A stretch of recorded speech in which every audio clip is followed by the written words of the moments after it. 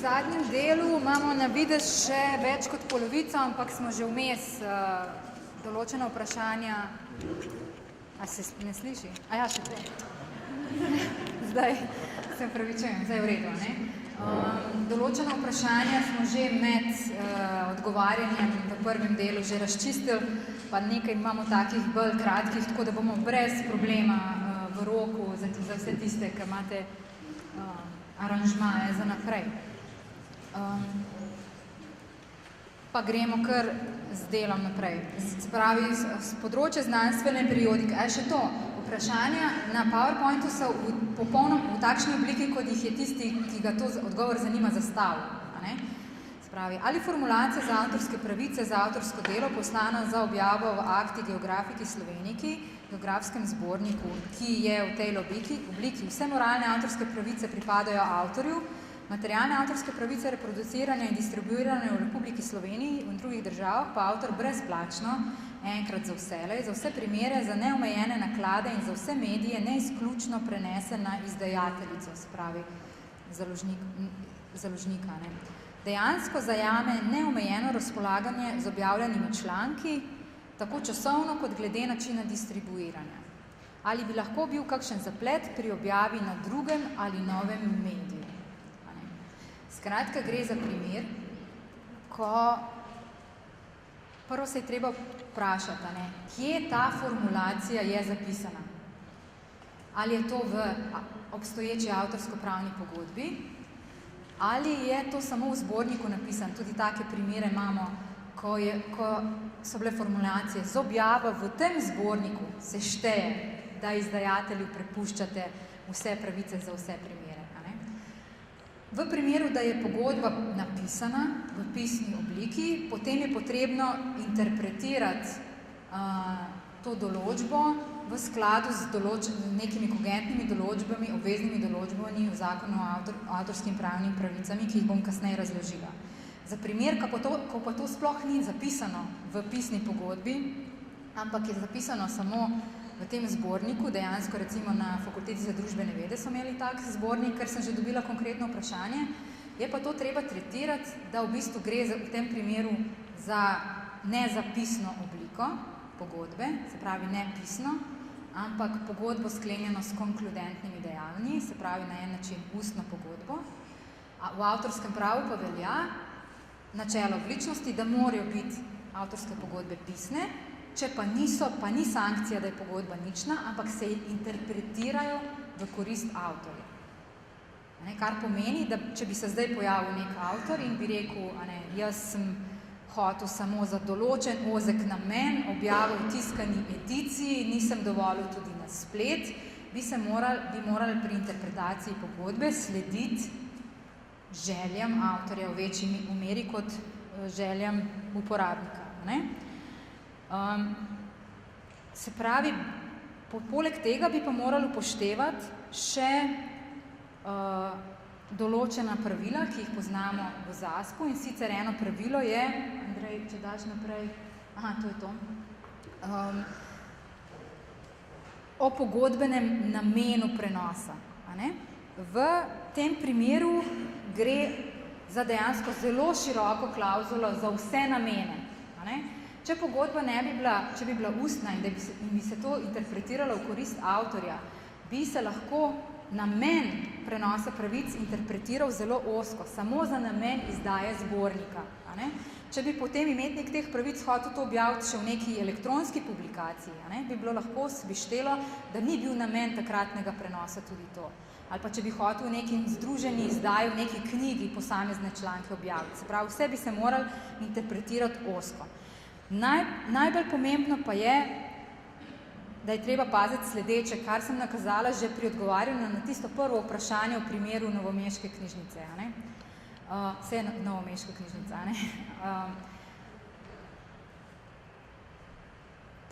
Po našem pravu velja, da se šteje za ničen prenos za neznane oblike uporabe del. Se pravi, če bi bila pogodba s takim določilom, ne glede ali je ustna ali pisna, sklenjena v času, ko bi dajanje na voljo javnosti, se pravi objava na spletu in izkoriščanje na spletu štelo še kot neznana oblika uporabe del, in to je lahko nekaj let prej že bila znana oblika, prednje se je uzakonila, bi se lahko štelo, da če je bila ta pogodba sklenjena veliko prej, ko to še ni bilo znana oblika, da ta del pravice ni bil prenesen na imetnika pravic.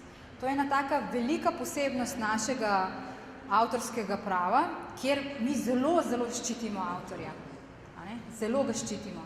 In zato neznano obliko uporabe del, avtor, recimo leta, da bi bila pogodba sklenjena na 1960 in bi prenesel avtor vse materialne pravice, recimo Andrej bi bil znani založnik, jaz avtorica, sklenila pogodbo, vse pravice mu prenesem, on izda knjigo, in bi tako klauzulo podpisala za vse namene, za vse teritorije in podobno, in bi potem Andrej lepo 2005 pa izdal še elektronsko publikacijo.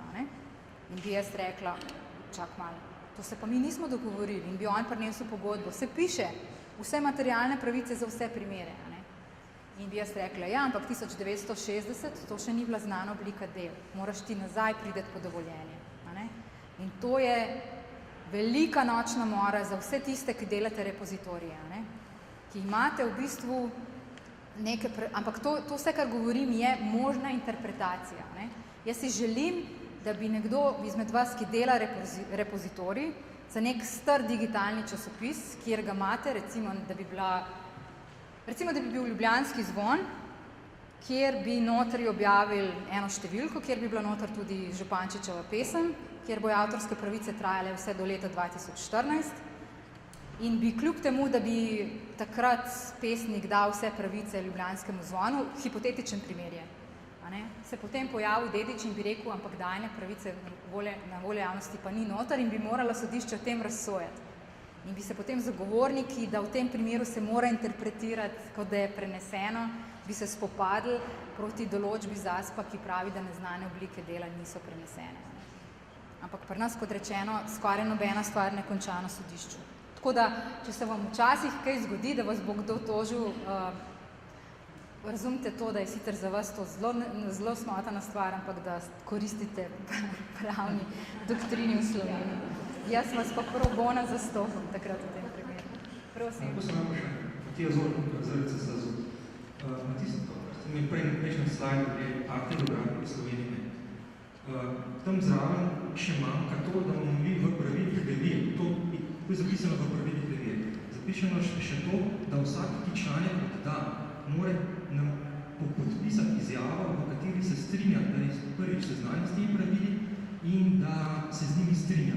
Ali ta podpis zadošča, ki se bi vzdržal pri kakršnikoli tožbi glede objave na medijih, ki dajo še ne poznamo? Vse to skupaj bi lahko skonstruirali kot pisno pogodbo.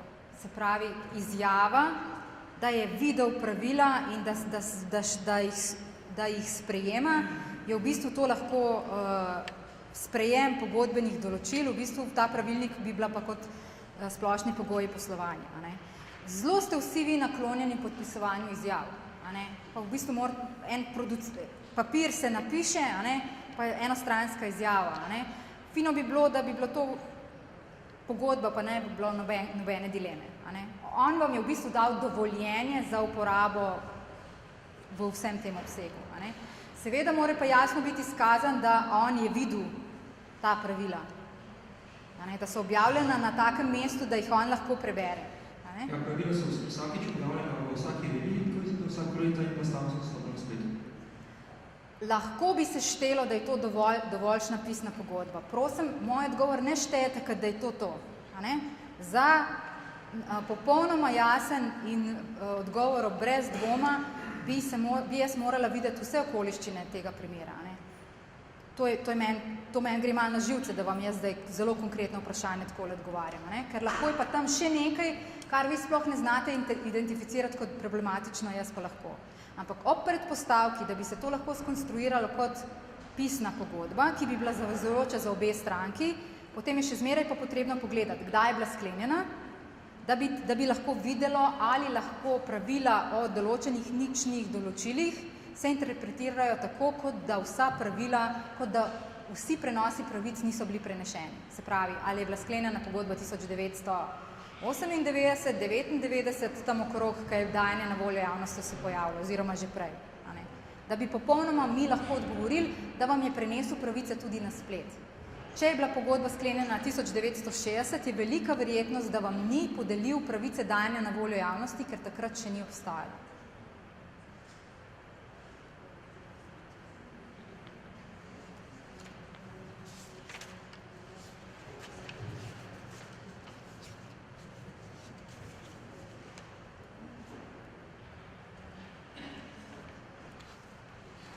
A še kaj, še kakšno pod vprašanje?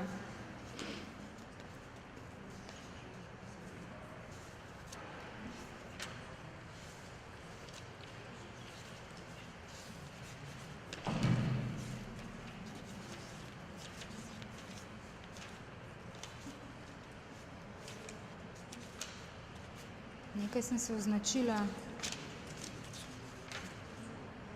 Aja, se opravičujem, iščem vprašanje, kaj je naslednje. Logično.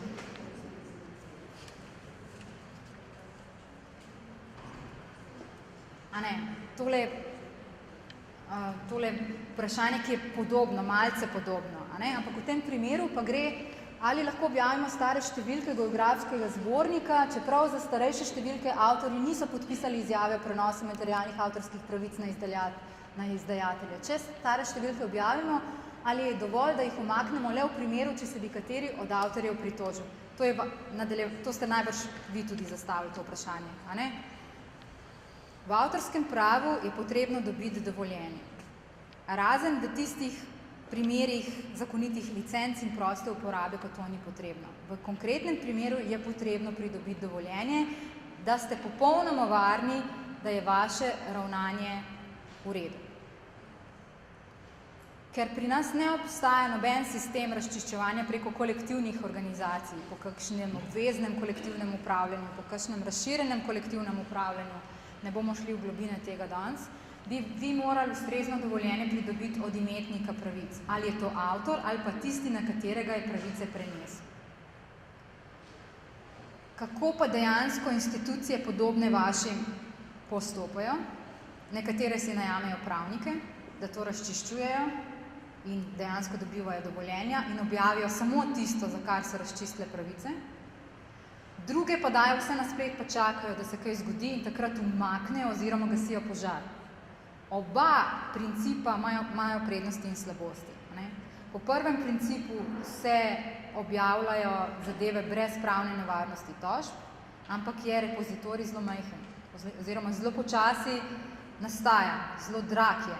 Ne samo, da je treba potencialno plačati honorar tem avtorjem, ker ga lahko zahtevajo, čeprav v večini primerov ga ne.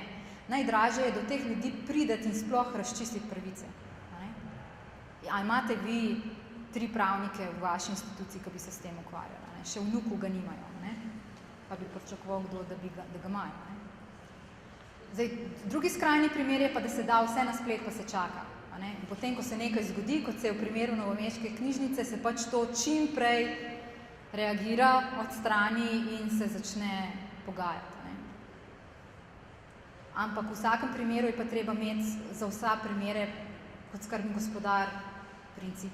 V tem zadnjem primeru se je treba zavedati, da je tožba potencialno tam in da je potrebno ustrezno reagirati. Preden vam dam samo, kaj je prednost tega zadnjega modela?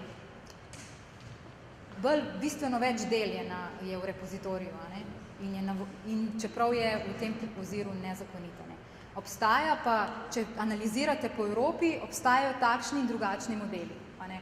In so različno se institucije odločijo. Ne? Recimo v Sloveniji še ni bilo teh primerov, da bi bilo zelo veliko tožb. Ne? Tako da je ta zadnji primer precej pogost. Ne? Tako da, kaj se pa meni zdi dobro? Meni se zdi dobro, da bi obstajal sistem, da bi institucije lahko za raziskovalne in izobraževalne namene dajale na čim lažji način, čim bolj dostopno na splet. Ali pa vsaj na terminale v knjižnicah. Izvolite, gospod. Se mogoče je provokativno vprašanje, ampak zanima me, kako je z mediji, pride recimo v nek zavod, vse poslikajo in potem se najde to seveda tudi na spletnih straneh in seveda, ker Slovenci smo zgleda neki patološki bolniki, potem tisti komentarji, pod tistimi komentarji, ki mislim, ampak ni, da se sprašujem zaradi komentarjev, Sprašujem, kako je z mediji, da kar pridejo in poslikajo vse dajo na splet in to na vseh forumih. Je to kak posebej urejeno? Nikoli nisem slišal, da bi kogarkoli sprašval za kakršnokoli dovoljenje ali da iščejo neke podpise. Zdaj, moramo razlikovati primere, ko novinarji pridejo in posnamejo vsebine, ki niso avtorsko-pravno varovane. Snemajo nas tlele, mi nismo avtorska dela, tudi način, kako sedimo in smo razporejeni, ni avtorsko delo. Se pravi, tukaj gre za dovoljenje, da pridejo na ta dogodek in snemajo. Ta dogodek je javen, se pravi, oni lahko pridejo in snemajo. Se pravi, sploh nimamo avtorsko-pravne problematike. Zadnjič, ko smo bili tukaj, je bila krasna razstava tlele okrog in so bila sama avtorska dela. Se pravi, bi novinarji prišli in posneli ta avtorska dela. Tukaj pa je avtorsko-pravno vprašanje. No, kako lahko, pod kakšnimi pogoji lahko novinarji posnamejo to, ali rabijo dovoljenje ali ne. Na to odgovarja posebni člen prostega pravico do obveščenosti, izjeme v ZASP-u, 48. člen, ki ga je, kot smo se danes že naučili, treba brati skupaj 46. členom in ga bom jaz prebrala, v katerih primerih lahko brez dovoljenja prosto reproducirajo. Prosto, tudi nadomestilo ni treba plačati. Zaradi pridobitve informacije javnega značaja je prosto pri obveščanju o dnevnih dogodkih reproducirati dela, ki se vidijo ali slišijo o poteku tega dogodka. Spravo, oni bi prišli in snemali mene, to, da jaz predavam, je pri nas, s čim jaz izrazim avtorsko delo, plus še te krasne slike, če bi jih imeli, bi lahko prosto pri dnevniku zvečer bi pa to objavili. Pripraviti in reproducirati povzetke izdanih časopisnih in podobkih člankov v pregledih tiska, se pravi, Andrej bi pripravil temeljito povzetek tega predavanja, oni bi pa tvoj povzetek, brez da bi tebe prosili dovoljenje, povzeli. Se pravi, ne na podlagi pravice citiranja, nimam tegale. Ne na podlagi pravice citiranja, ampak že na podlagi te izjeme bi lahko povzetek tega članka naredili. Potem 3, reproducirati javne politične govore, to je drug primer, javne govore na obravnavah pred državnimi, cerkvenimi in podobnimi organi, takrat lahko prosto vse reproducirajo in uporabiti dnevne novice in vesti, ki imajo naravo tiskovnega poročila. Se pravi, samo v teh izjemah. V primerih iz prejšnjih odstavkov je treba navesti vir in avtorstvo dela, če je navedeno na uporabljenem delu. To je ozka izjema. Plus 46. člen, seveda pa novinarji to zelo na široko razlagajo. Velikokrat tudi kakšno preobstoječe delo, ko že objavijo v prispevku, ker imajo pravico do obveščanja. Takrat oni delajo v bistvu citiranje, ker delajo novo audiovizualno delo in citirajo. Ampak toliko o tem, da bi, vi ste pa najverjetneje hoteli, da bi oni mogli včasih zadovoljenje, da po vašem mnenju sem razumela, kot da preveč pridejo in preveč poznajo. Zanimalo me je predvsem, kako je to urejeno, ker nikoli nobenega nič ne vprašajo. Po moje si lastijo zelo velike pravice v smislu obveščanja javnosti, da je to zelo pomembno in da lahko bolj posnamejo tudi recimo neko razstavo, ki je avtorsko delo. Verjamem, da se verjetno tu ne bo nič spremenilo, ampak tudi ne mislim protestirati, ampak vseeno mislim, da si včasih lastijo preveč pravic, da kar pridejo in vse posnamajo brez... Zdaj, ko oni poročajo o dnevnem dogodku, ko obveščajo novice, oni lahko pridejo in vse naredijo. Brez da vprašajo, brez da plačajo nadomestilo. V celoti. Celo sliko lahko. Če bi pa nek novinar delal nek dokumentarni film, v kater bi vključeval preobstoječa avtorska dela, bi pa se zanašal na citat. Če bi bilo pa teh avtorskih del preveč, da ne bi bilo dovoljen citat, bi pa moral dobiti dovoljenje. Ampak načeloma, po mojem mnenju še, se mi zdi, da naj novinarji kar čim širše interpretirajo te izjeme, ker če jih bomo, če ne, je potem nevarnost cenzure. Ob predpostavki, da delajo javno koristno delo. Gremo naprej. A smo zaključili 7, ko smo, 8, kot tudi 9. Kdo je avtor podatkovnih zbirk, vodja projekta, zbiralec podatkov ali tisti, ki jih je obdelal? So to morda različni akteri zmenijo sami. Prvič, ločiti moramo, če gremo naprej, Andrej, med avtorsko pravico na bazi podatkov, to ureja 8. člen, ko ureja zbirko. Avtorsko pravico na bazi podatkov dobi če je baza individualna intelektualna storitev z področja znanosti in umetnosti. Se pravi, da je baza podatkov avtorsko delo, nek individualni karakter mora biti. Potem pa obstaja po našem zakonu v 141. členu še sui generis pravica izdelovalca podatkovnih baz. Tukaj pa ni treba, da je kakšen intelektualni presežek, lahko je to telefonski imenik. Se pravi, po 1. členu telefonski imenik ne dobi avtorske pravice, potem 141. pa že navaden telefonski imenik, ki zahteva substantial investment, večjo investicijo pri urejanju zbiranju podatkov, dobi posebno pravico sui generis pravica podatkovne baze. To je že lahko organizacija linkov. Tle gre pa kontinentalno avtorsko pravo zelo predaleč. Ves čas je bilo v primerjavi s common law sistemom, da ni nagrajevalo samo dela, ampak je moral biti en intelektualni presežek, pri tem se pa v bistvu izkaže, da že neko tako večjo investicijo v delu, investicija pa lahko pomeni samo preurejanje nekih podatkov, recimo nek seznam umrlih, je sui generis pravica podatkovne baze in vsako leto, ko damo nove noter, se nam podaljša trajanje za 15 let in je potencialno neskončno. To je pač nova pravica, ki dodatno omejuje dostop do informacij in imajo pa praktično to, kar vi delate, oziroma vi, nekateri izmed vas, ko kreirate repozitorije in razne zbirke podatkov, že na tem pridobite pravico in na podlagi te pravice lahko tudi omejujete dostop ali pa prepovedujete sistematično vzemanje enot iz vaše zbirke. Ampak tle največkrat vi na podlagi te pravice ne prepovedujete ostalim izobraževalnim raziskovalnim institucijam, da bi se napajala iz vaše podatkovne baze. Daj mi še malo nazaj, prosim. 9. Kdo je avtor podatkovnih zbirk? Odvisno od dogovora. Tisti, ki to skreira in kdo skreira, lahko, vodja projekta ni nujno, da karkoli ustvarja. Zbiralec podatkov ali tisti, ki jih obdelujejo, pa lahko oba. Če pa vodja projekta samo po funkciji, pa nima nekega, ne prispeva substantial investment, pa najverjetneje ni. Je pa pogosto naveden kot avtorja. Ampak to je pa tisto vprašanje, koga se lahko navede v avtorskem pravu kot avtorja. V avtorskem pravu se lahko navede avtorja samo tistega, ki delo ustvari. Pri nas ne obstaja institut ghost writerja, da nekomu naročiš, da napiše biografijo, avtobiografijo, pod katero se ti podpišeš. In tudi, če bi sklenila midve recimo pogodbo, da bi vi rekli, jaz prosila vas, da vi meni napišete avtorsko delo, kako vam je ime? Ksenija medve bi sklenila pogodbo, ona je spretno piše, bi napisala mojo avtobiografijo, midve bi sklenila pogodbo, da ona ne sme nikoli reči, da je to naredila, da se bom jaz pod to podpisala, zato ji bom dala denar. V ameriškem pravu bi bila ta pogodba absolutno veljavna. In da bi se ona potem kasneje premislila, oziroma da bi se premislila Ksenija in bi začela okrog govoriti, da je ona dejansko avtorica tega, bi jaz na podlagi te pogodbe od nje iztožila precejšnjo odškodnino. Medtem ko po našem pravu bi absolutno imela Ksenija pravico, da to objavi potem kot svoje lastno avtorsko delo, ne glede na to pogodbo.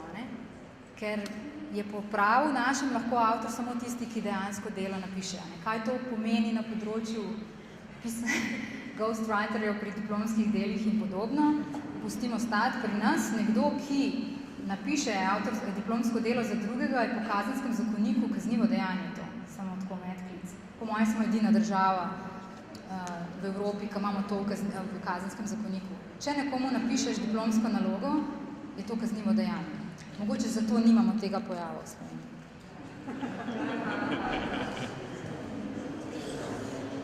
10. Zdaj pa tole. Tole vprašanje je pa vprašanje, ki se ne dotika avtorskega prava, ampak se dotika drugega področja intelektualne lastnine in sicer prava znak. Intelektualna lastnina je področje, ki ga razdelimo na eni strani na avtorsko pravo avtorska pravica pripada avtorju, ki ustvari in izrazi avtorsko delo. Pri nas je že dovolj, da se izrazi. V nekaterih drugih sistemih ga je potrebno fiksirati, posneti, narisati na nek medij. Druga veja pa je industrijska lastnina, kamor pa spadajo blagovne znamke in modeli in patenti in še nekatera druga področja. Blagovne znamke so z izključnim pravico varovani znaki, katerih namen je, da varstvo potrošnikov in konkurence na trgu. Drug namen imajo avtorsko pravico spodbuja ustvarjalnost, blagovne znamke pa imajo, njihov namen je, da varujejo potrošnike in konkurence na trgu. Kar to pomeni, ko jaz grem v trgovino in želim kupiti mineralno vodo, če kupim Radensko, vem, kaj bom dobila za Radensko. In je to izključna pravica Radenske, da ta blagovno znamko uporablja in lahko izloči iz trga kogarkoli drugega. In zdaj, kako se mi v teh primerih, ko pa v bistvu bolj ali ne slučajno, kot v tem primeru, fotografiramo neke zbirke in med temi zbirkami se pojavi tudi steklenica Coca-Cole. To je odlično vprašanje, ker res Coca-Cola je ena najmočnejših, najbolj slovečih znamk, ki prebije vse razrede. Coca-Cola ne sme biti ne čevelj, ne motorna žaga, ne smučke, ne nič, ker drugače v pravo blagovnih znamk velja 45 razredov, kar pomeni, da imam jaz Alpina, recimo, imam lahko smučarske čevlje, smučarsko očala, pa motorna žaga je Alpina, ker so različni razredi. Če so pa znamke sloveče, pa se na te razrede lahko požvižgamo. Je pa prebije vse razrede in Coca-Cola danes noben ne more več te znamke registrirati. Avtorska pravica nastane s trenutkom, ko avtor ustvari in izrazi. Blagovno znamko se pa dobi, da se gre na urad in se vloži prijavo in če so izpolnjeni absolutni in relativni pogoji, se v bistvu blagovna znamka registrira. Od takrat naprej deluje proti tretjim osebam 15 let, oziroma lahko neskončno. Prvo 10 let, potem se pa podaljšuje, dokler se uporablja in plačuje pristojbina. In odgovor na tole vprašanje, na kakšne težave ali omejitve bi naleteli, če bi na spletu objavili fotografije muzealske zbirke vsakdanjih industrijskih predmetov, naprimer Coca-Cole, ali je potrebno dati ta registered znak ali še kaj drugega. In odgovor je, da izrecne prepovedi, da se to dela ni. Obstaja pa nek kontekst uporabe. In če bi obstajala možnost, da bi ta fotografija pri potrošniku vzbudila mnenje, da avtor oziroma uporabnik te fotografije, da je nekako povezan s Coca-Colo oziroma je dobil dovoljenje s Coca-Colo, bi bilo lahko problematično. Pa vam bom dala primer. Nekdo proizvaja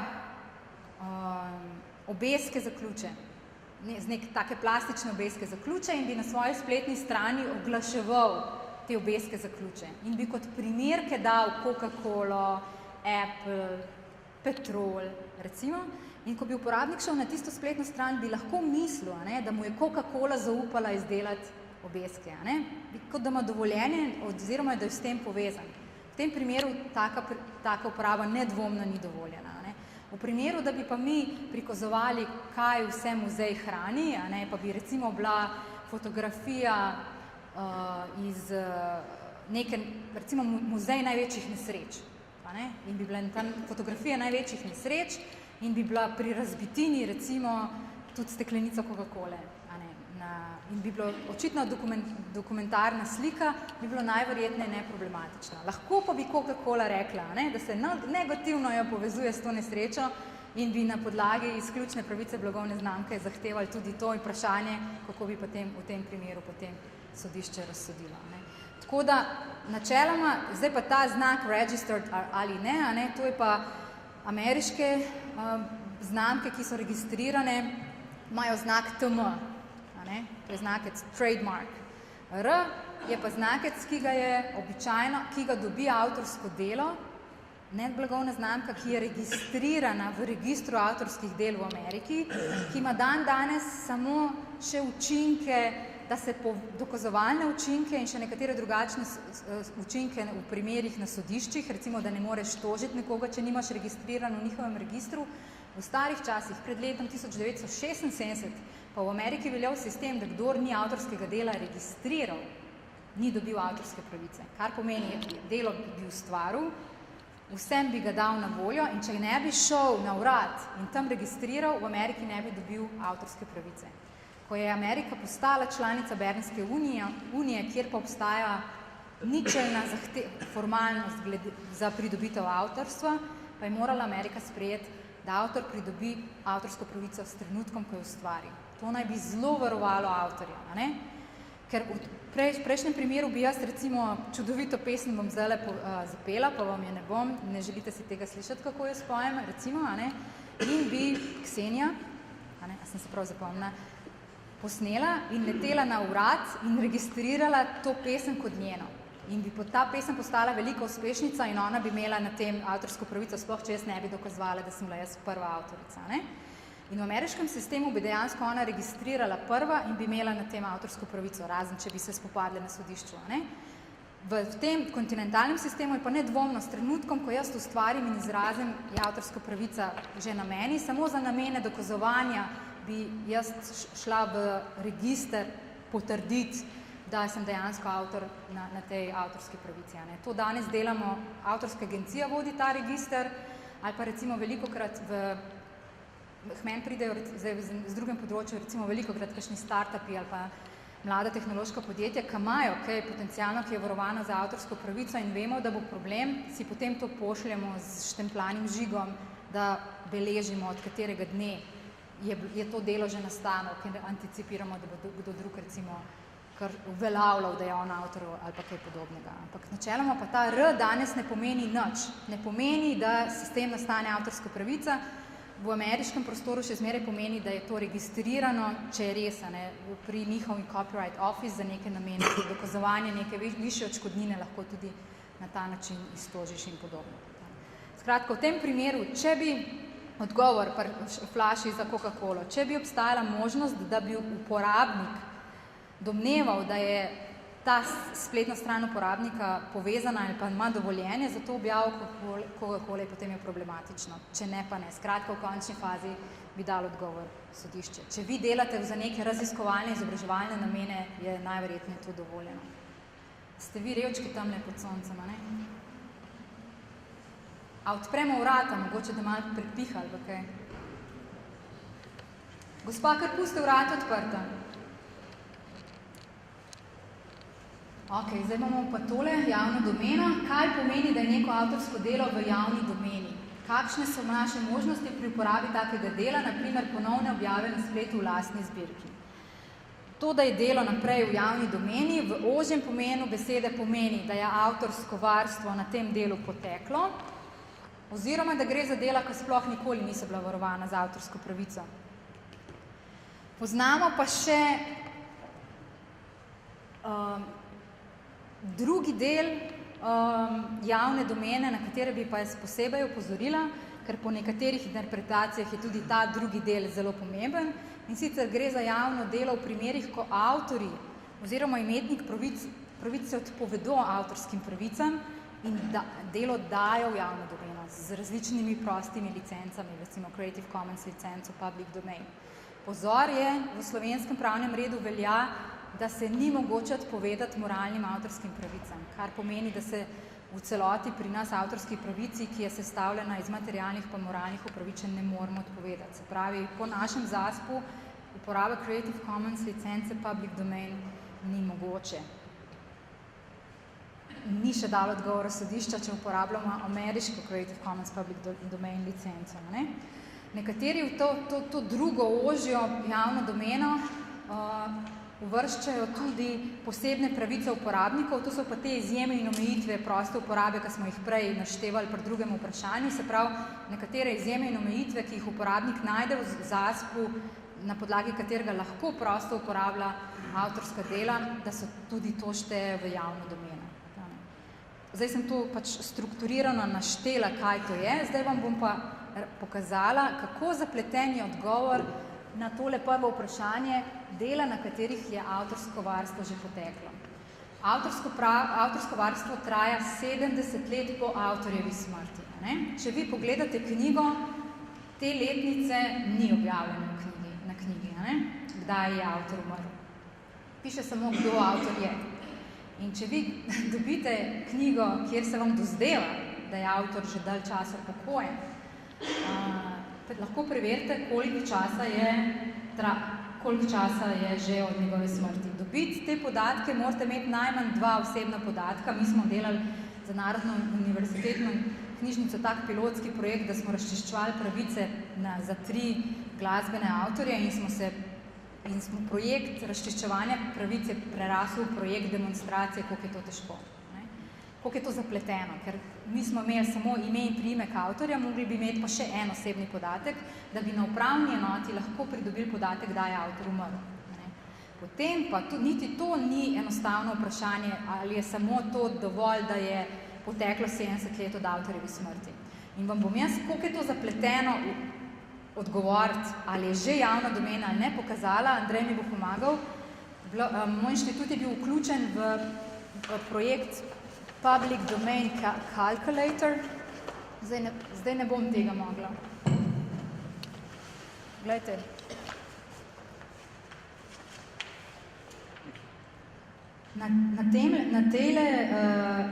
Na tem listu so vse evropske države. Kaj je treba, recimo, ko bom poiskala Slovenijo, Andrej, izrasti, prosim. Kaj je potrebno, into which of the following categories spade določeno delo. Spravi, imamo neko delo, ki se sprašujemo, je javna domena ali ne. Sumimo, da je, moramo pa preveriti, ne.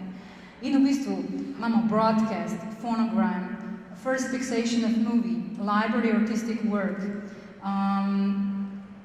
unoriginal database. In potem za vsako od teh literary work, za vsako od teh del gremo naprej in se sprašamo, ali je že več kot 50 let od objave, da, ne. In tudi ko vemo, da, moramo še naprej določene zadeve preveriti, recimo, če je še izvedba na tem delu in podobno. Skratka, prednost tega diagrama je, da smo strokovnjaki iz vsake države naredili za svoj lastni pravni sistem tole, da bi to lahko naredili računalniško mašino, bi moral en enotni človek preveriti, če so pri povsod isti kriteriji, ampak tole je namenjen na demonstraciji, da je določitev, ali je določeno delo že prej vsega varstva, vseh določil praktično zelo težko delo. Nemogoče. In jaz sem to dobila 2. Čakaj.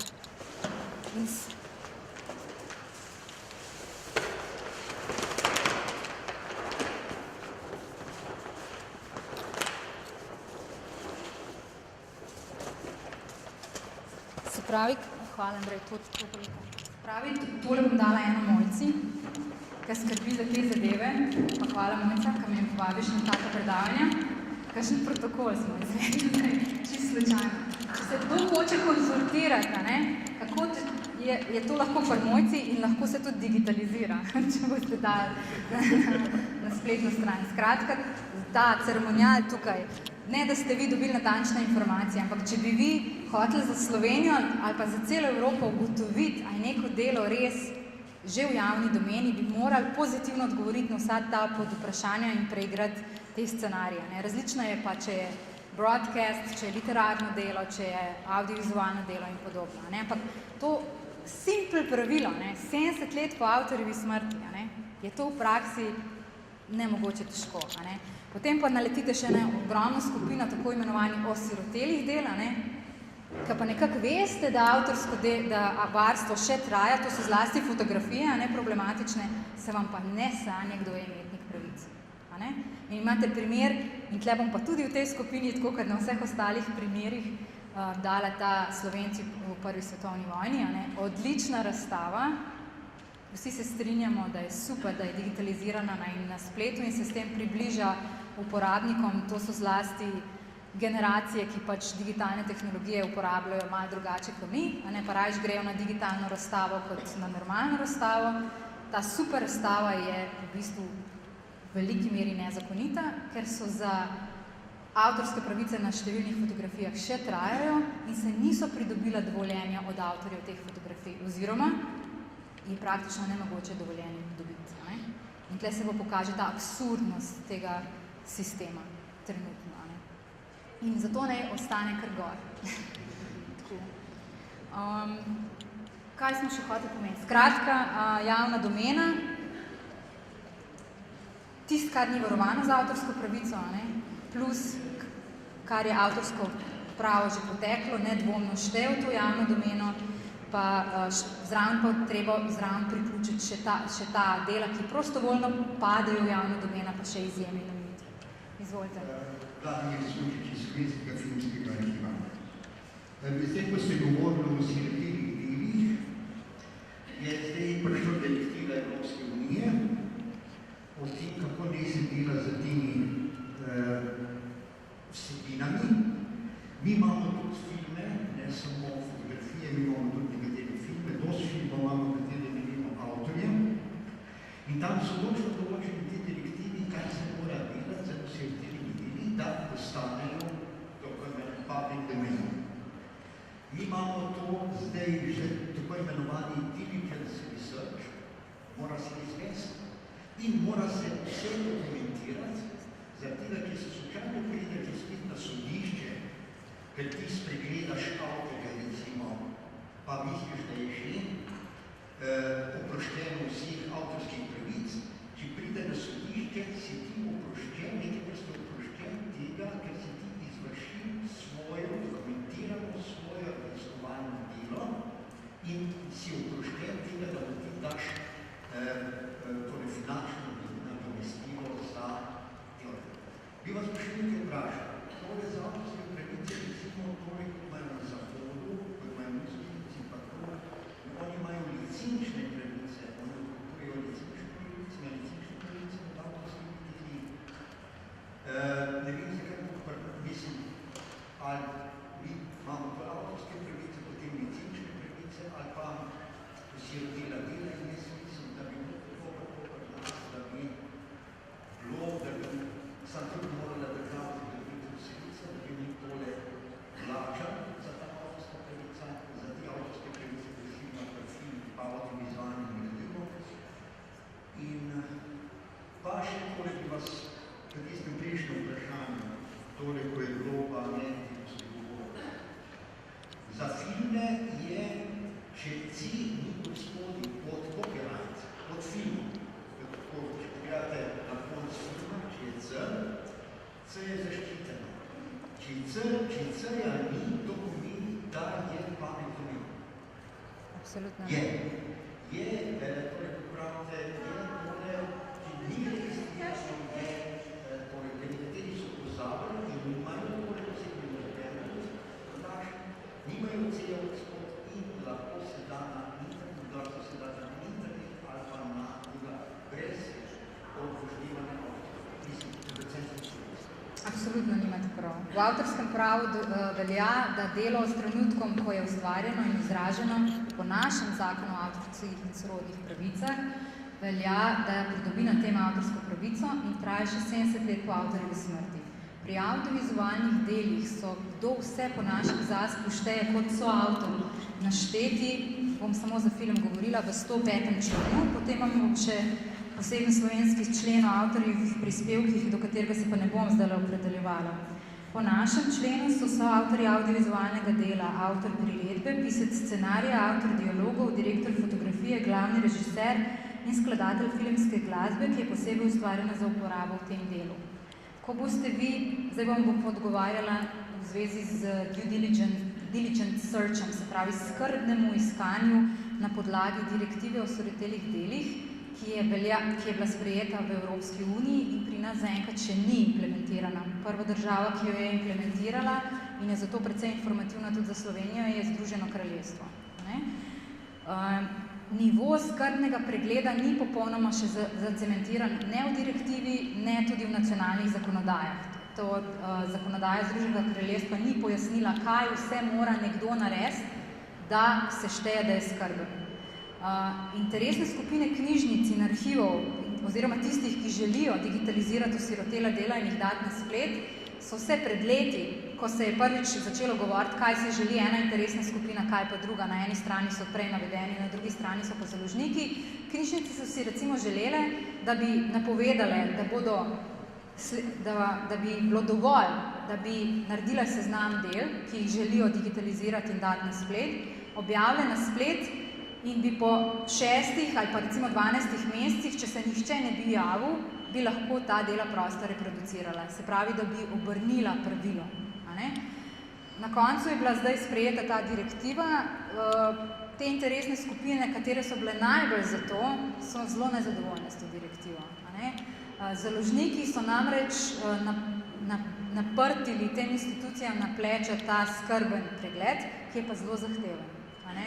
Izredno zahteven in jaz ne vidim, ko se bo zanimivo pogledati, ko se bo ta določba implementirala v naš ZASP, kako bo naš zakonodajalec napisal, kakšne so finančne posledice tega zakona. A ne? Ker institucije, ki zdaj, vi že v bistvu nimate niti resursov in sredstev, da bi se spopadali s temle vprašanji, kot so zdaj. A ne? Zdaj pa treba zagotoviti v bistvu sredstva in resurse, da bi imeli osebe, ki so sposobne ta vprašanja reševati. Ponovadi so to neki knjižničari, ratujejo strokovnjaki za avtorsko pravo. Ne? Čim imamo mi elektronske knjige pa licence, ni več kupovanje knjig, ampak podpisovanje pogodb pa licenc. Ne? Kako to zagotoviti dodatno, je potem pa še vprašanje nadomestil za te uporabe. Zdaj vam bom odgovorila na tisti del, ko ste navajali nizozemsko pa licence, kako mu je tam urejeno, potem bom pa še povedala zraven, kako je pri nas s temi licencami pa pogodbami. Ne? Pri nas tudi obstajajo licence. Licence so dovoljenja, to so enostranska dovoljenja, da se napram eni osebi ali pa večjemu krogu oseb odpoveš del materialno-avtorskih pravnih upravičenj, ne preneseš pa na njega celotne avtorske pravice. To, kar ste pa vi imeli v mislih, je pa v državah, kot so Nizozemska, Danska in nekatere skandinavske države, urejajo to vprašanje preko kolektivnih organizacij. In sicer v sistemu razširjenega kolektivnega upravljanja, kar pomeni, da njihov zakonodajalec poskrbi, da za določene primere, recimo vzemiva primer znanstvene publikacije v javnih knjižnicah, da se v tem primeru reprezentativna kolektivna organizacija, se pravi, ki zastopa avtorje, lahko dogovori z reprezentativno skupino uporabnikom, v tem primeru z javnimi knjižnicami, da za določeno uporabo del sklenejo pogodbo, se dogovorijo o tarifi in se to plača. Danska knjižnica plača 19 milijonov. V Sloveniji država za to ne bo prav kmalu dala denar. Še en korak prej pa, jaz ne vidim še pogajalskega okolja v Republiki Sloveniji, če sklepam na drugih področjih, kjer so v igri kolektivne organizacije, da bi do tega sploh prišlo. Skratka, absolutno se morajo knjižnice po to zavzemati za en učinkovit sistem arhivi, kamor vi spadate, za en učinkovit sistem razčiščevanja pravic, da bi se lahko čim več del objavilo na spletu. Je pa treba vedeti, da avtorska pravica traja še 70 let po avtorjevi smrti. V Ameriki velja, da dela pred 1923 so že v javni domeni. Pri njih je pravilo jasno, ker je bilo tako trajne in 1993 je meja. In vaš odgovor, da če na delu ni copyright znaka, za ta stara dela velja. Ampak drugače pa tudi danes v Ameriki velja, če je delo izraženo in fiksirano. Mora biti pa fiksirano, avtorske pravice trajajo še 70 let po avtorjevi smrti oziroma za izvajalce že kar 95 let. Tako da, zakaj sem vam tako kategorično rekla, ne morete se zanašati, če ni ceja, da je kar v redu. Lahko naredite veliko napako. Kar se tiče pa tega skrbnega pregleda, je pa to standard, ki so ga zahtevali založniki. In ste vi kot institucije, to je ogromna obveza in je v Sloveniji, ne vem, katera institucija bo to izvajala. Mi bomo predvsem najverjetneje, vsaj na začetku, se zanašali na institucije, ki bojo v Evropi naredile skrben search in potem objavljali te podatke in bojo v bistvu bojo veljala ta osirotela dela za celo Evropo. Ja, ker to je že ti podatkovne dele, kot so nakazani, kaj vsebujejo Ja, ampak to so čisto splošne zadeve, mislim, to je...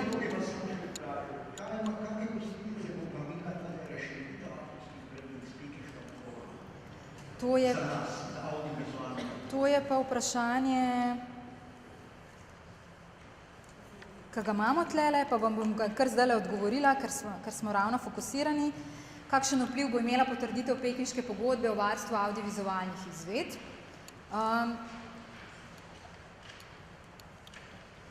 Na to vam da odgovor predlog sprememb zakona o avtorskih in sorodnih pravicah, kjer se že vidijo, kaj se bo spremenil. Upam, da vam je zdaj jasno, da vi morate spremljati spremembe ZASP-a. V konkretnem primeru je Pekinška konvencija bila sprejeta, podpisala jo je trenutno samo še ena država, to je Sirija. Slovenija, katero je v mednarodnih pogajanjah zastopala Evropska unija, ni nasprotovala tej konvenciji in očitno jo podpira in jo želi implementirati še prej, kot ima za to obvezno. Posledice bodo pa take, da se bo uzakonila nova pravica, izključna pravica radiodifuznega oddajanja ali druge javne priobčitve videoigraja na svojo izvedbo. Se pravi, da boste vi, ko boste konkretno, ste vi uporabnik, če govorite, oziroma nova pravica bo nastala. In za uporabnike je to nova obveznost, ki je bo treba plačati nadomestilo. Najverjetneje bo nova kolektivna organizacija oziroma bo AIPA, to je kolektivna organizacija, ki že obstaja, dobila dovoljenje za uveljavljati tudi to. Zanimivo pa je, da se iz predloga sprememb ZASP vidi, da bo Slovenija očitno implementirala najobsežnejšo verzijo. Ker že sama konvencija, katere ne bojo podpisnice vse države, ker v nekaterih državah bojo uporabniki temu nasprotovali, in je sploh ne bojo podpisali, ampak ko bo stopila v veljavo, ni nujno, da države implementirajo vse skupaj. Niti ni treba pravico do nadomestila, sploh ni treba te pravice vključiti. Zdajle, ko je šel predlog spremembe ZASP, je ena velika skupina uporabnikov temu ostro nasprotuje, tej novi pravici. In pravijo, da je treba to prej predebatirati. Da ni kar samoumevno, da v našem prostoru to novo pravico potrebujemo, da je potrebno pretehtati vse vzore. Ampak Slovenija pa načeloma tako, vsako novo stvar, vsako novo varstvo, copy, translate, paste, mi imamo najvišji nivo varstva, kar se tega tiče. Ker so uporabniki neorganizirani. Taki kot ste vi, javno izobraževalne institucije in tudi večji komercialni uporabniki so slabo organizirani. Kabelski operaterji, IPTV operaterji, trgovinska zbornica, obrtna zbornica in podobno. Šele v zadnjem času se bolj organizirajo. ZASP zmeraj nastaja pač v tej avtorji in imetniki pravic so glavni. Pravica uporabnikov se pa o njih sploh ne govori. Tako da, če pa se bo uveljavila, bo pa to nova pravica, izključna pravica, pa to pravica do nadomestila. V predlogu je bilo celo, da se bo obvezno kolektivno uveljavljala. Kar pomeni, da bi v vaših primerih, če bojo pravice trajale, bi morali to nadomestilo plačati. Ok, zdaj pa mi gremo nazaj.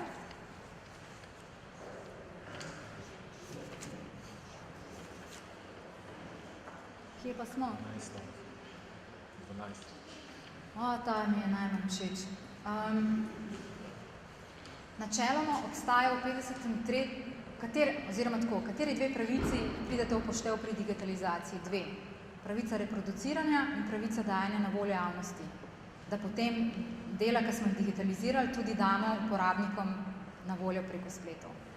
Pravica reproduciranja je treba upoštevati 53. člen plus še 46. člen. In Andrej, prosim, če mi čist na konc skoraj slajdov greš, bomo pogledali 53. člen. Gor.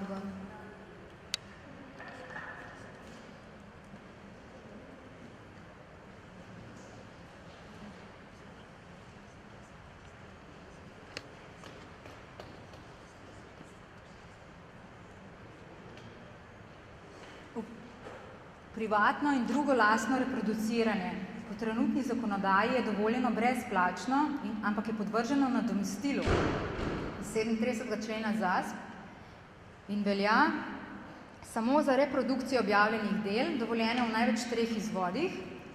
V primeru javnih arhivov, javnih knjižnic, muzejev ter izobraževalnih in znanstvenih ustanov, če to delajo za lastno potrebe, na katerekoli nosilcu, če storijo iz lastnega primerka in pri tem nimajo neposredne ali posredne gospodarske koristi. Kar pomeni, če delo v elektronski obliki obstaja na trgu, imate že problem. S tem, da to ni dovoljeno v glede pisanih del v obsegu celotne knjige, se pravi knjig, ki so avtorsko pravno zavarovane, je nemogoče prosto reproducirati. Grafičnih izdaj glasbenih del, nimamo pojma avtorsko-pravni strokovnjaki, zakaj je to še skozi noter. Elektronskih baz podatkov in računalniških programov ter v obliki izvedbe arhitekturnega objekta. To vam pa ne pride v poštev. Tudi pri tem je pa treba upoštevati, če greš naprej, Andrej, vsebinske omejitve iz 46. člena, da tak obseg omejen glede namen, nasprotuje običajni uporabi dela, ni v nerazumni meri v nasprotju z zakonitimi interesi avtorja, kar pomeni, to je pa lahko tudi, če ima avtor interes, date enkrat elektronsko knjigo na trg, vam že lahko, ali pa članek vam že lahko nagaja. Kljub temu, dokler sodišče še ni odločalo o tem vprašanju, mi preberemo, da za reproduciranje imate javni arhivi, knjižnice in muzeji podlago v ZASP-u, da jo imate, da lahko brez dovoljenja reproducirate. Če gre za lastni primerek v tem omejenem obsegu, ampak to digitalno obliko lahko hranite samo v predalu, ker ne obstaja pa izjeme, da bi jo lahko dali na splet. Niti ne na terminal v svoji lastni instituciji, ker Republika Slovenija še ni implementirala izjeme, ki dovoljuje, da bi lahko te za raziskovalne namene dali dela prosto na terminal v lastnem prostoru. In to je tudi zdajle predlog, da bi se končno spremenil ZASP v tej smeri. Skratka, tam, kjer so pravice še obstajajo na avtorskih delih, na podlagi izjem in omejitev ne morete reproducirati in dati prosto na splet. Samo, če so dela v javni domeni ali pa če se izkaže, da so osirotela dela po tem postopku. Prosim? Odvisno, če je javno dostopen. Tudi, če v zaprtem sistemu, da se s passwordi delita, ne. To je dajanje na voljo javnosti. Prosim. Jaz sem Renata Čop, vodja knjižnice na fakulteti za arhitekturo in ko ste prej rekli za arhitekturne projekte, ravno to je zdaj pri nas veliko vprašanje na fakulteti, ravno tako tudi veliko želja, da se diplome objavljajo na naši domači strani, zelo bodoče tudi na repozitoriju, ki bo znotraj. In ker so pa to avtorski projekti, je to problem. Ker vsak ob svoji del diplome je tudi projekt. To se pravi načrti, dobesedno odborisi, izvedbeni, urbanistični, taki in drugačni. Zelo malo je, oziroma manj kot 50% je teoretičnega dela. Vse ostalo so pa avtorski projekti. Kako na to gledate, recimo, kot na... Kar bi rekla, mislim, čisto... V kontekstu arhitekturnega je samo, da se ne sme v obliki izvedbe arhitekturnega objekta. Skica, načrt tega objekta pa se lahko reproducira. Ja, ampak s tem, če bi se objavilo, je potem tudi možnost... Da bo kdo drug to najdel, si sprintal pa naredil hišo. Ja, to je. Ampak to je drug problem. Ja, v tiskari obliki jih imamo, zdaj pa bi bila želja, da bi se začele oddajati tudi v digitalnosti. Jaz mislim, da za nazaj boste morali zadeve urejati postopoma, za naprej pa jutri spremenite pravila, fakultet, univerz in podobno in napište noter, da kdor želi na vaši fakulteti diplomirati, mora dati soglasje za objavo diplome, magisterija in doktorata. Pika. Za nazaj pa imate problem, avtorske pravice na diplomski nalogi so last avtorja, študenta. In do zdaj je veljalo, da mora v tiskani obliki se to objaviti. In brez pardona so vsi dali tiskano verzijo. Zdaj je pa treba pravila prilagoditi spletu in pravila določiti, ki niso avtorsko-pravna pravila, dotikajo se pa avtorsko-pravnega področja. To so pravila fakultete. Zdaj, kako boste pa urejali za nazaj, ko je NUK urejal, imel projekt in je objavljal doktorate, je pridobil dovoljenje za nazaj. Za nazaj je treba pogledati, kakšna pravila so takrat obstajala. Mislim, da v teh pravilih sploh ni bilo govora, na žalost, o nobenih avtorskih pravicah in potem na podlagi tega se odločati. S tem, da v vašem konkretnem primeru je pa dejansko problem ta, da bodo te informacije na spletu lahko dostopne in na enostaven način zlorabljene. V tem primeru bo pa imel avtor te tega avtorskega dela na podlagi celotne ZASP, da bo preprečil nedovoljeno reproduciranje. A ne? Ker pa zdaj vi še niste pridobili od njega dovoljenja, bo pa lahko vnaprej vam prepovedal. Ne? Tako da,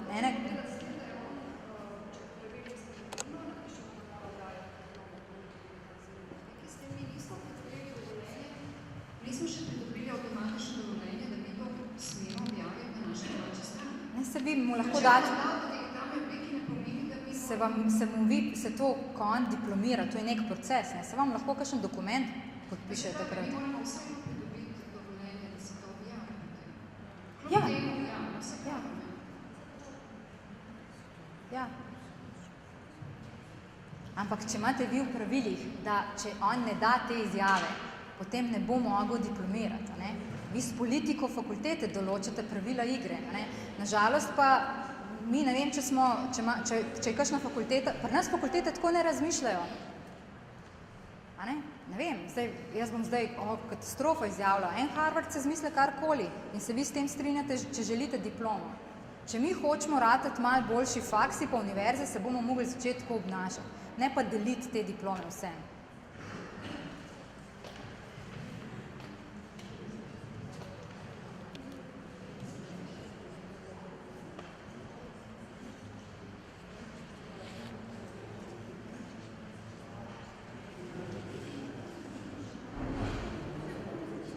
Andrej Pejva na vprašanje 14, ne 13.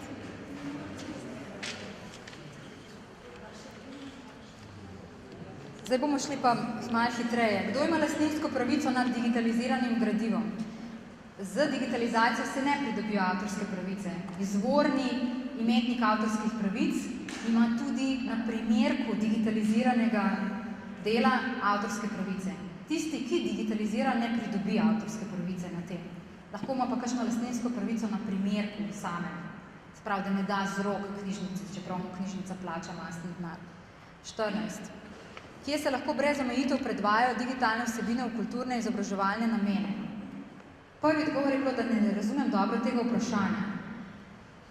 V bistvu zdajle pa lahko tako odgovorim, da v zasebnem krogu, v krogu družine in prijateljev, privatne namene se lahko brez omejitev. Drugače je pa treba dovoljenje, razen za primere izjem in omejitev, se pravi zakonitih licenc in prostih uporab, je tam še ena posebna določba za neposredni pouk, a ne, kadar gre za neposredni pouk, ampak je tudi treba 46. člen upoštevati, plus še vse une omejitve v tem določbe v neposrednem pouku, velja še neke posebne določbe. Ampak načeloma pa velja v privatne namene. A ne. Ali je poroka privatni dogodek? Skoraj ne. A ne, tudi take absurde smo že imeli. 15. Kaj določa zakon o prenosu pravic? To je zelo splošno vprašanje, tle bi lahko imeli 1 uro, bi govorili o pogodbenih prenosih, o licencah, s katerim dajemo delu pravičen. A ne, dejstvo je, kaj sem se namenila v zvezi s tem povedati, pa smo tudi se že v bistvu pogovarjali o drugih točkih.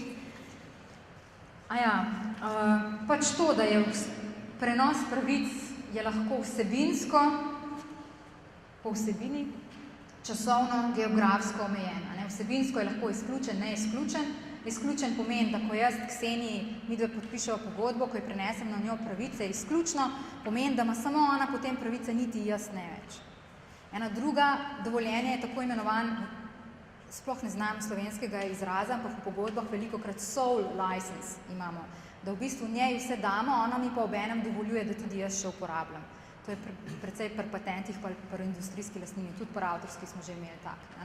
Neizključen prenos pa pomeni, da jaz njej prenesem, ona lahko uporablja tako, kot določa pogodba in obenem tudi jaz še. Ampak se moramo midve zavedati, da imamo neizključen prenos, ker jaz potem, ko to mojo pravico prenesem Stanislavu, mu moram povedati, da ima del pravic tudi Ksenija. Če bi jaz potem kar njemu pa dala izključen prenos, bi jaz kršila pogodbo s Ksenijo. Kadar je določen neizključen prenos, je nemogoče pravice prenašati naprej. Razen, če je to izrecno določeno. Tudi sicer po našem pravu je treba izrecno določiti, da se lahko pravice prenašajo naprej, kar je zelo nerodno pogodbeno določilo, ki nam nagaja pri prostih licencih. Potem je pa treba paziti tudi na ta nično določilo, ki sem ga jaz omenjala že glede neznanih oblik uporab del, se pravi, tudi če zapišem, da dovoljujem Kseniji za vse neznane oblike uporabe del, za vse večne čase, za čas trajanja pravice, če se nekaj popolnoma novega pojavi, kot se je recimo v času, preden smo poznali VHS kasete, so bile te, potem ko pride ta revolucija, popolnoma nove, in če se je, ne vem, v 50 letih podpisala pogodba, potem so bile pa nove oblike uporabe, tudi če bi mi dve imela v pogodbi za vse neznane oblike uporabe del, bi jaz lahko prišla nazaj, pa bi rekla, oprosti Ksenija, še enih par dinarjev je bilo takrat, mi moraš dati, če želiš še za ta namen uporabljati. Drugi primeri, da je pa nično je, če bi jaz avtorsko pravico v celoti prenesla, to pa pomeni, da bi nanjo prenesla vsa materialna in moralna upravičenja, ker avtorska pravica po našem pravu je ena in enovita, sestavljena iz teh materialnih upravičenj in moralnih. Jaz na njo ne morem moje moralne pravice prenesti. Se pravi, nično je tudi, če bi moralne avtorske pravice, ali pa če bi na njo prenesla vsa prihodnja dela. Bi rekla, lej, Ksenija, karkoli jaz napišem, boš ti imetnica materialnih avtorskih pravic, bi bilo tako določilo nično. Potem pa obstaja po našem zakonu še domneva o skupnem prenosu, če naštejem recimo najbolj pogosto, prenos pravice reproduciranja se nanaša tudi na pravico distribuiranja. Ksenija je založnica, ko jaz dam pravico reproduciranja mojega članka, ki sem napisala, in obenem dam tudi pravico, da ta članek natiska in ga razširja. In še pozor, pravica distribuiranja po našem pravu se nanaša na primerke del. Po ameriškem pravu je right of distribution tudi distribuira se po spletu. Pri nas se pa to nanaša samo na primerke del. To je zelo pogosto določilo, ko knjižnice kupujejo ameriške licence, podpisujejo oziroma ne vejo, da če pri nas samo pravico distribuiranja dobijo, da to obenem ni, da lahko razširjajo to na spletu. Če pa nič ni določeno v pogodbi, da mi ne določimo teritorij, pa za koliko časa se šteje, da je neizključen prenos samo za Republiko Slovenijo in velja za čas, ki je običajen za to vrsto avtorsko delo. Recimo, z Mojco bi sklenile pogodbo, da jaz na temle predavanju ne prenesem avtorsko pravico. Če mi dve ne bi nič točno določile, da je dovoljno še objavo na ne vem kje, da me posname, pa še za vse večne čase to objavlja, bi se štela ta pravica samo konkretno za ta običajen čas na tem predavanju. Drugače pa tako, te avtorske pogodbe so eni šimli, ko krožijo okrog. V bistvu pa velikokrat jih pišete vi sami, ko ne morete dobiti pomoči pravnika, treba je napisati tako, kaj je. Jaz Mojci podeljujem avtorsko pravico na predavanju, ki bo potekalo 13.5. v 2013 in ji podelim vse pravice, oziroma pravice reproduciranja, snemanja, da potem to da na splet. Ne dovolim ji pa, recimo ne vem kakšne, da bi to dala v zbirko vseh predavateljev, ki bi jih gostila tukaj. Izmišljujem se. Pove se, kaj se dovoli, pa kaj ne. Običajno se pa samo kopirajo te klauzule. Naš zakon, ki zelo ščiti avtorja, dopušča tudi v določenih primerih preklic materialne avtorske pravice, ampak to je pa predvsem aktualno. Ksenija je uspešna založnica, jaz na njej dam vse pravice do knjige, ona pa nič ne naredi s tem. Imam jaz potem možnost, da po določenem času, po 2 letih, če ona nič nas producira, prekličem prenos in ji vzamem pravico nazaj. Izvolite.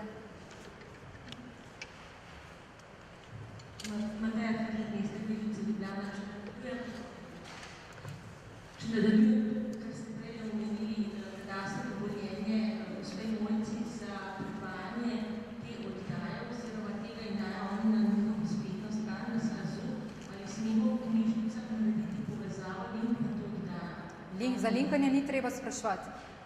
Da bi si pa to reproducirali na svojem serverju, bi pa morali dobiti dovoljenje. Sam jaz bi Mojci dala, da mora objaviti pod Creative Commons licenco, kar pomeni, da bi vi lahko da bi dovolila nekomercialno uporabo share alike pod istimi pogoji in attribution bi pa vi lahko celo reproducirali na svojem strežniku. Ampak načeloma je pa tako.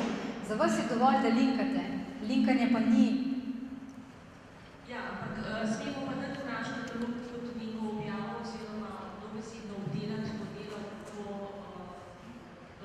to predstavitev danes. Kaj to pomeni obdelati? Recimo, so vaša druga dela v vašem nacionalnem katalogu objavljena.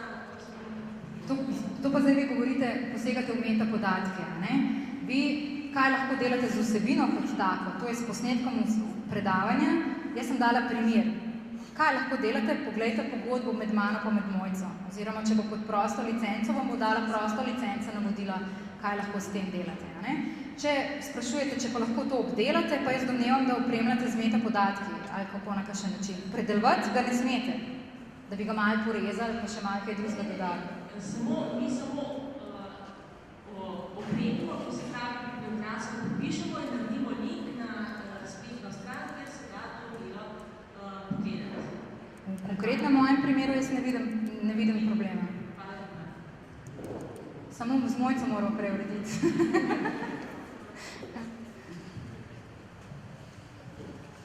S tem, da imam fakulteto za elektrotehniko, eno stvar mi se še rada razjasnila in sicer v zvezi z diplomami. Fakulteta ima v svojem pravilniku, da je lastnik avtorske pravice na diplomski ravni. Tako v bistvu piše. To se pravi, če to razumem, še vedno moramo pridobiti dovoljenje avtorja za javno objavo ali ne? V tem primeru. V pravilniku imate napisano, da... Ja, da je lastnik avtorske pravice fakultete. Če se je diplomant brez pisnega dokumenta s tem strinjal, je sklenil z vami ustno pogodbo, ki bi jo mogli skonstruirati na sodišču, ampak tudi ustna pogodba bi se tolmačila v njegovo korist. Se pravi, da vse, kar bi se lahko interpretiralo vam v škodo, bi se vam interpretiralo. Če je pa on podpisal še kakšno drugo izjavo, kakšen drug dokument, v najboljšem primeru za vas imate sklenjeno ustno pogodbo o prenosu avtorskih pravic, ki bo pa zelo težko zdržala v obsegu, ki si ga vi želite na sodišču, ker se bo interpretirala v korist avtorja. Najboljš, da bi se izjava, ki bi se nanašala na neka pravila, da bi veljala to kot pogodba, ker po našem pravu mi poznamo avtorsko-pravne pogodbe. Licence bomo šli, zdaj vam bom pa odgovarjala ob enem, ko vam odgovarjam in sem vam že zaključila odgovarjati, tudi na vprašanje, kje in kako deluje licenca za avtorske pravice, ki je 18. vprašanje. Licence so dovoljenja, da se pač avtor nasproti ene osebe ali pa večjim tretjim osebam odpoveduje delom upravičenja. Ne prenese pa avtorske pravice na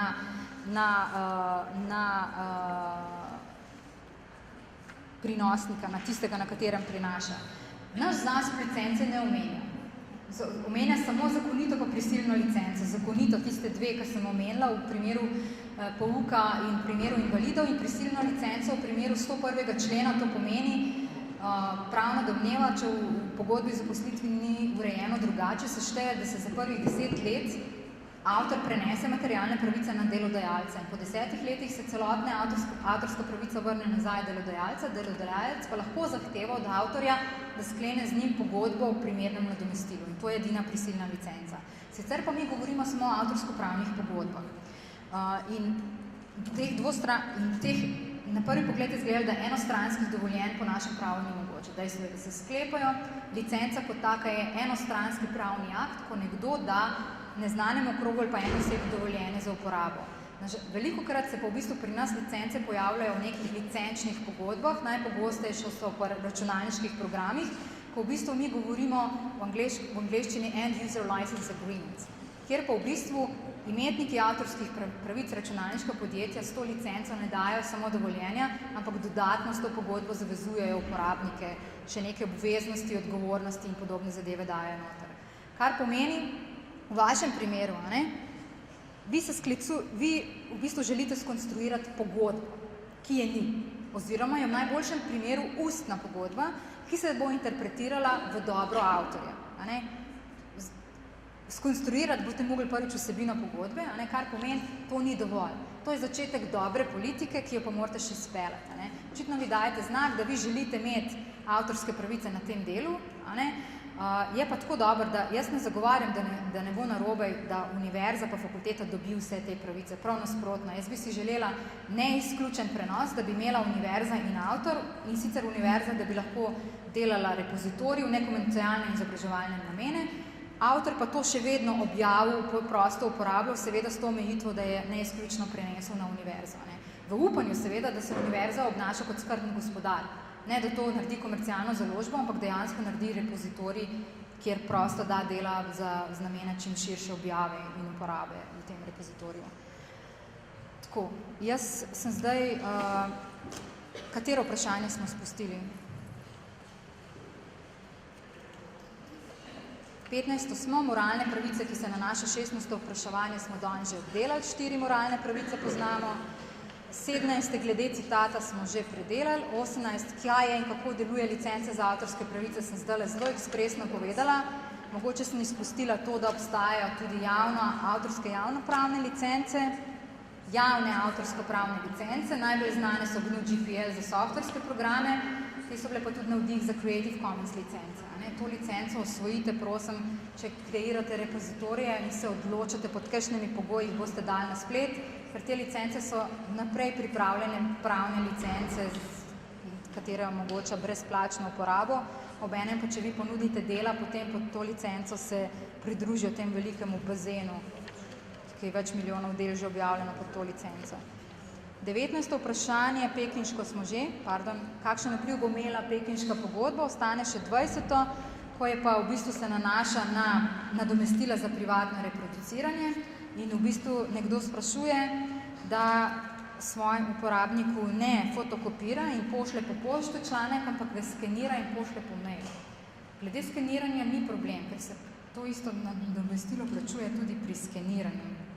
Problem pa je, da pošiljanje po mailu lahko pomeni dajanje na voljo javnosti in je lahko problematično z tega vidika, ne, da se krši pravica reproduciranja. Naše sodišče na to še ni dalo odgovora, tako da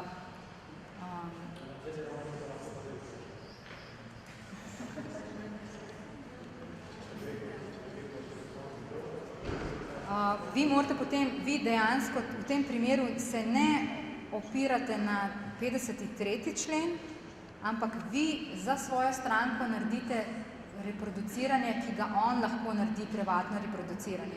Ampak morate upoštevati 50. člen plus 46. Ne? Celotno objavljeno delo ne gre, ne? Tudi članek, ne? Nažalost. Ne? Ko raziskovalci poveste, da ne želijo del članka, raziskovalec želi cel članek. Ne?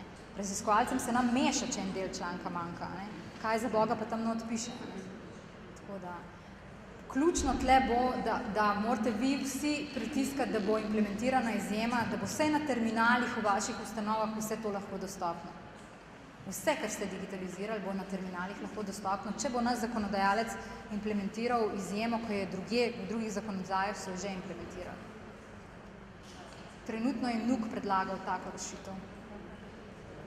Če pa je to določeno dovoljeno z licenčnimi pogodbami, v zvezi z bazami podatkov, ki se kupujejo na univerzi?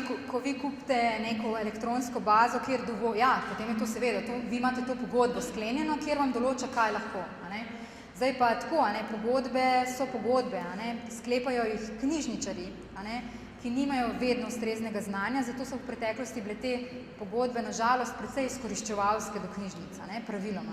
Ker na drugi strani je pa zelo močan prava vešč druga stranka. Recimo British Library mi je copyright officer rekel, da 15% pogodb, ki jih dejansko sklenejo, uspejo preštudirati.